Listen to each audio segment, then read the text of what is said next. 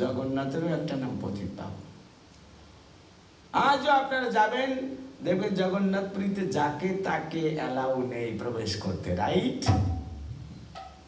আছে?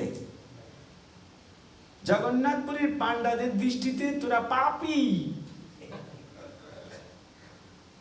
তোরা আনটাচেবল, মানে ম্লেচ্ছ, তোদের এখানে অধিকার নেই। কিন্তু জগন্নাথ কি বলছেন? আরে বাঁশের থেকে কঞ্চি শক্ত, আমার থেকে আমার পান্ডারা বেশি টাইট দিচ্ছে। কিন্তু পান্ডারা ঠিক আছে, তোমাদের ভালোবাসা আমাদের প্রতি এরকম, সেজন্য আমি তোমাদেরকে ভৎসনা করছি না, লেকিন মেরা প্যার কো কোন রুক সকতে। জগন্নাথের সিংহাসন থেকে, ওই যে একটু উদাহরণ দিলাম না, নৃসিংহদেব 22,000 এটা, শ্রীমতী রাধারানী আমাদের সুবিধার জন্য এরকম করে এসছেন। জগন্নাথ দেব ওই যে ম্লেচ্ছ অথবা যারা অস্পৃশ্য, যারা পাপী নামে আখ্যায়িত হয়ে ভিতর প্রবেশের অধিকার পাচ্ছেন না, জগন্নাথ দেব তার সিংহাসন থেকে বেরিয়ে এসে রাস্তায় এসে দর্শন দিচ্ছে, যারা করে আমার ধন্যবাদ। তার মানে মহাপ্রভুর গুণটাও জগন্নাথের মধ্যে আছে কিনা? এই জন্য পতিতপাবন জগন্নাথ। সিংহ গেট দিয়ে ঢোকার সময় ডান পাশে দেখবেন বড় একটা জগন্নাথের বিগ্রহ, উনি হচ্ছেন সেই পতিতপাবন জগন্নাথ। তার মানে যদি পতিতপাবন জগন্নাথ ওখানে থাকেন, তাহলে জগন্নাথ পুরীটাও অবিধার্য ধাম। আর কি, তিনি হচ্ছেন ঐশ্বর্য ধামের অধিকারী জগন্নাথপুরী। কেন? কৃষ্ণের বিভিন্ন রূপ আছে, গুরু মহারাজ তাও বলেছে। দ্বারকাতে তিনি কি রূপে আছেন? কি রূপে? হ্যাঁ, কৃষ্ণ। মথুরায় আছেন, দ্বারকায় আছেন তিনি পূর্ণ রূপে, মথুরায় আছেন তিনি পূর্ণতর রূপে, আর বৃন্দাবনে তিনি পূর্ণতম। এই জগন্নাথ কিন্তু দ্বারকার কৃষ্ণ। জগন্নাথ আর দ্বারকার কৃষ্ণ কিভাবে সেবিত হচ্ছে? প্রচুর ঐশ্বর্যের মাধ্যমে সেবিত হচ্ছে, ঐশ্বর্য ধাম। আচ্ছা, জগন্নাথপুরীর দিকে তাকান তো, ওখানে কি ঐশ্বর্য কম আছে? 56 ভোগ খান, এক চামচ রাইস না, কুইন্টাল কুইন্টাল খান। রান্না কে করেন? স্বয়ং লক্ষ্মী দেবী। ভোগ লাগান স্বর্ণ প্লেটে, ব্যজন করছেন দেবদেবীরা। জগন্নাথপুরীতে এখনো জানেন জগন্নাথের এই পান্ডাদের সংখ্যা কত? অনুমান লাগান। 6,000। কত? 6,000 পান্ডা। 36টা ডিপার্টমেন্ট। কয়টা ডিপার্টমেন্ট? ও পান্ডাদের ক্যাটাগরি আছে, সকলে এক সেবা করতে পারবে না। যারা পূজারী, ওর ছেলেরাও পূজারী হবে। আর জগন্নাথের রান্নার জন্য যারা এই ভিতরে গুপ্ত গঙ্গা আছে, ওই গঙ্গার জল উঠাচ্ছেন ঘাটের ভিতরে, যেটা বাঁশ দিয়ে এদিকে একটা ঝুলায় এদিকে একটা ঝুলায়, দেখেছেন এরকম দই বিক্রি করে, ওরকম ওঠাচ্ছে। ওদের পরম্পরায় ওই 1000 বছর ধরে ওই ফ্যামিলিতে যারা জন্ম নেবে ওই কাজ করবে। তো এইভাবে সেকশন আছে, 36টা সেকশনে বিভক্ত পান্ডারা। আর টোটাল যারা সেবা করে, মানে কর্মক্ষম, যারা চলতে পারেন, ফ্যামিলি মেম্বার তো আরো বেশি, বাল বাচ্চা বিবিও তো হ্যাঁ, কিন্তু যারা সেবা করছে সংখ্যা 6,000। কত? এটা ঐশ্বর্যের ভাব কিনা? আর জগন্নাথে যে কি ধান সম্পদ আছে, ওই রত্ন ঘরের ভিতর আছে প্রচুর। আর একটা জিনিস কি, এই যে এখন আমরা ইউজ অ্যান্ড থ্রো, এই ইউজ অ্যান্ড থ্রো শব্দটা আমরা ইউজ করি না, করছিও তাই। अरे ये तो बहुत पहला जगन्नाथ कर रहा है यूज एंड थ्रो। जो रथ में एक बार चढ़ते हैं दोबारा वो रथ यूज नहीं करता है, यूज एंड थ्रो। কিরকম রাজাধিরাজ হলে এরকম সম্ভব হয় যে একটা রথ নির্মাণ করতে কি লাগে, কত কাঠ, কত মিস্ত্রি, কত কৌশল লাগে, উনি একবার চলবেন বলে ইউজ। দেখে বলে মুড অফ অপুলেন, এই হচ্ছে তার ঐশ্বর্য ভাব। সিংহাসনে বসেন, রাজমুকুট পরে, এই যে ঐশ্বর্য ভাব। আর দেব দেবীরা যেখানে আসেন ভগবান সেবা করার জন্য, যার চাকররা হচ্ছে দেব দেবী, কত বড় ঐশ্বর্যশালী তিনি আছেন। সেই জন্য এটাকে দ্বারকাপুরীর সঙ্গে তুলনা করা হয়। আর একটা কি আছে, মাধুর্য পর্বী। কদাচিৎ কালিন্দী তট বিপিন সঙ্গীত তরব মোদা ভীরি নারী বদন কমলাশ্বদ মধুপ রমা শম্ভুর ব্রহ্মারমরপতি গণেশার্চিত পদ জগন্নাথ স্বামী নয়ন পথগামী ভব তুমি। কদাচিৎ, কবি কবি, কবি কবি মানে কখনো কখনো, কেন সবসময় না, কেন কখনো কখনো। ये प्यार का मामला हमेशा होता नहीं, छुपा के अगर मौका मिलता है कि नहीं। এই জন্য এটা লিখেছেন শঙ্করাচার্য। এই শ্লোকটা কে লিখেছেন? তিনি বলছেন কদাচিৎ। কেন? জগন্নাথ তো ওখানে লক্ষ্মী দেবীর সঙ্গে থাকেন না, লক্ষ্মী দেবী সবসময় তাকায় কোথায় কোথায়, কখন বসে কখন যায়। যারা বিবাহিত জীবনে আছেন তারা খেয়াল করবেন কিন্তু। মাতাজিদের মনে হয় সরল সোজা না, সরল সোজা তো বটেই, কিন্তু আপনার ক্ষেত্রে তো সরল না, যে পুরো নজর রাখছে কোথায় যায় কি করে, ঠিক না? তো লক্ষ্মী দেবী সবসময় খেয়াল রাখেন। তো জগন্নাথ কৃষ্ণ এখনো সেই বৃন্দাবনে বাঁশি বাজে রে, আছে না? সেই তো ব্রজধাম আছে না। ব্রজধাম যদি নিত্য হয়, ব্রজের গোপ গোপীরাও নিত্য।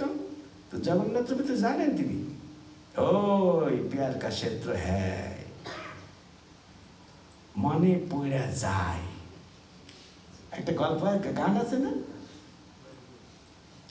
देखें আমাদেরও যদি अगर किसी को प्यार मोहब्बत का अफेयर्स था पहला, এখনো कभी कभी याद आ जाते हैं कि नहीं, आते हैं कि नहीं? मैं बोला हमारे तो जिंदगी में तो दुआ तुलसी, हमारी जिंदगी तो এটা হয়নি, सभी को होता है।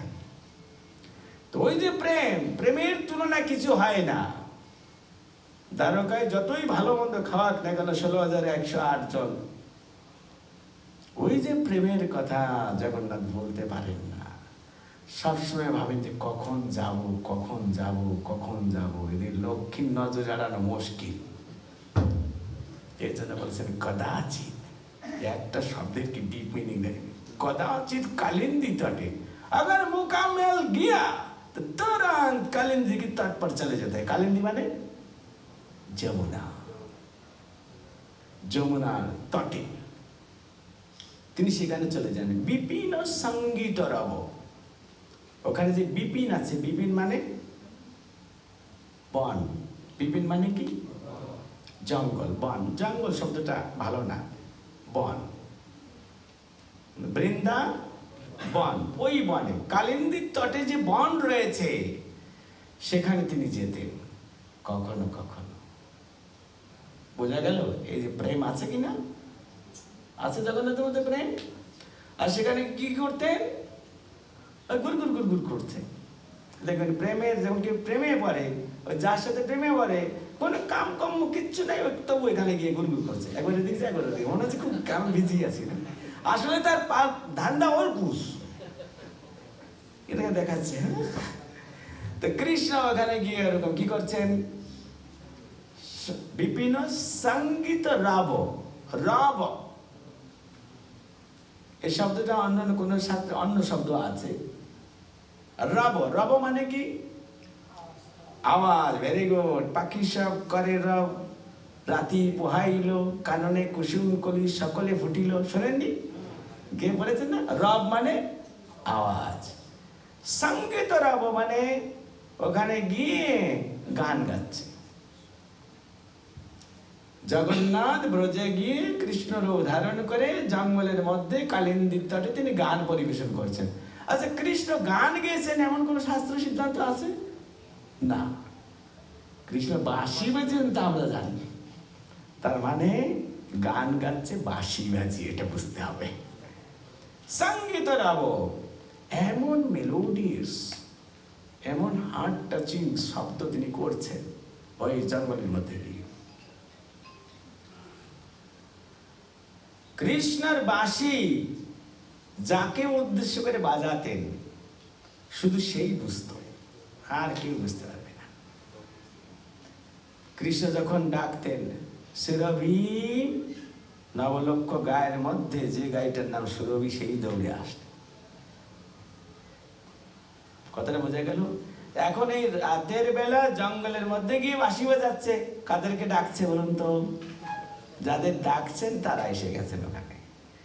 কদাচিৎ কালিন্দী তটু বিপিন সঙ্গীত রব মোদা ভিরি। মোদা মানে আমোদ প্রমোদ শব্দটা শুনেছেন? আমোদ মানে মোদা মানে আনন্দে, খুব আনন্দের সঙ্গে বাঁশি বাজাচ্ছেন আর যাচ্ছেন। একটু খুব কল্পনা করুন, একটু প্রেমের জগতের কথা, সাধারণ মাথায় ঢুকবে না বলে। যখন একবার কেউ চান্স পায় তার প্রাণের মানুষে যাওয়ার জন্য, মানে দুঃখ নিয়ে যায় না খুব খুশি হয়ে যায়? তো একবার চান্স পেয়েছেন জগন্নাথ এবার, আর ওখানে যাচ্ছেন খুব আনন্দের সাথে, ঢেলে ঢুলে বাজিয়ে। মদাভীরি নারী বদন কমলাস্যদ মধুপ। আর এই গুরি সঙ্গীতের মাধ্যমে সমস্ত গোপীবৃন্দ যখন সেখানে এসেছেন, তারাও বুঝতে পেরেছেন কে বাজাচ্ছে বাঁশি। তারাও জানেন এই মনের দেবতা এসে গেছে, সুতরাং তারাও আনন্দে উৎফুল্লিত হয়েছেন। কৃষ্ণ যেমন আনন্দে উৎফুল্লিত হয়েছেন, তারাও হচ্ছে। যখন কারোর মধ্যে আনন্দ প্রকাশিত হয় তখন দেখবেন তার চেহারা প্রকাশিত হয়েছে আর উজ্জ্বল হয়ে উঠেছে। আনন্দ যখন হাসি, তখন তার মুখ, তার অঙ্গ প্রত্যঙ্গ উজ্জ্বল হয়ে ওঠে। আমরা ফুলকে যখন দেখি পূর্ণ বিকশিত, ফুল ফুটার কতগুলো স্টেজ আছে। কলি একটু ফুটেছে, ডেভেলপিং, তার পুরোপুরি ফুটে গেছে, ফুল ব্লুমড। যখন ফোটে পুরোপুরি ফলটা ফোটে তখন দেখতে কেমন লাগে? আহা! ঠিক সেই রকম যেমন একদিকে কৃষ্ণ, অন্যদিকে গোপীবৃন্দ শ্রীকৃষ্ণের বাঁশির বাজনা শুনে তাদের মধ্যে যত প্রেম আছে তার পূর্ণ প্রকাশ ঘটিয়ে দিয়েছে। আর ওই সময় যা দেখতে লাগছে তাদের, মোদাভীরি নারী বদন কমলাস্যদ মধুপ। যেমন কোন মধুপ মানে মৌমাছি কোন ফুলের মধ্যে মধুর সন্ধান পেয়ে দুনিয়ার সবকিছু ভুলে শুধু সেটা আস্বাদন করার চেষ্টা করেন, ঠিক সেরকম কৃষ্ণ দুনিয়ার সবাইকে ভুলে তাদের যে প্রেম ঘন বিগ্রহ তা তিনি দর্শন করে আস্বাদন করছেন।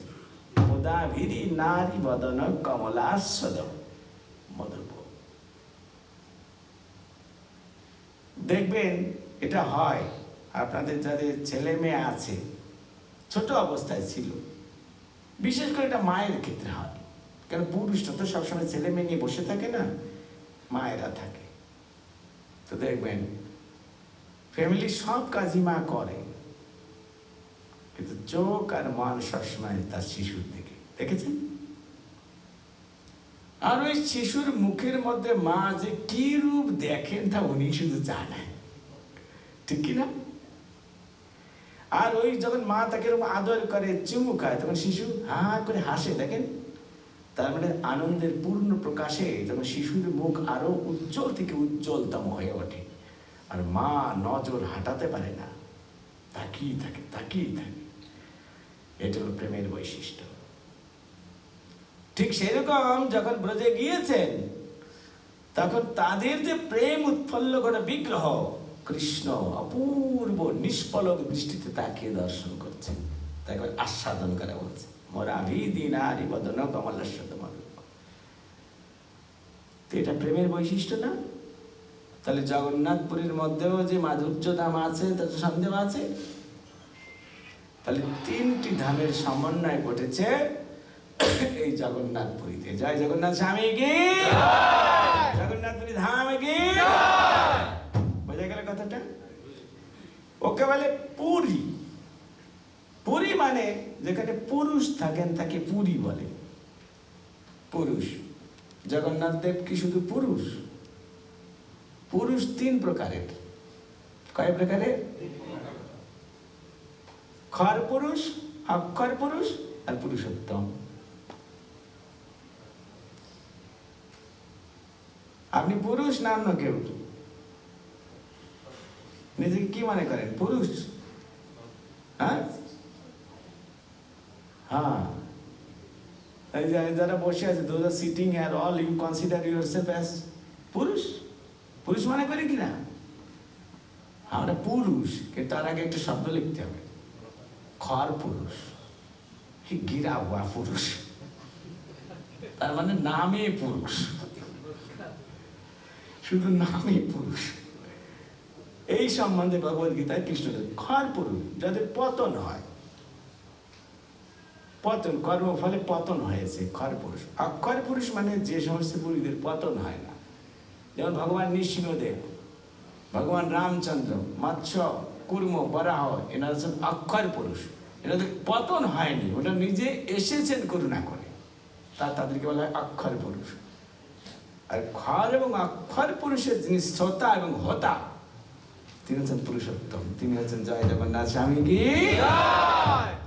তো ওখানে থাকেন তাই বলে পুরুষোত্তম, ওই পুরী।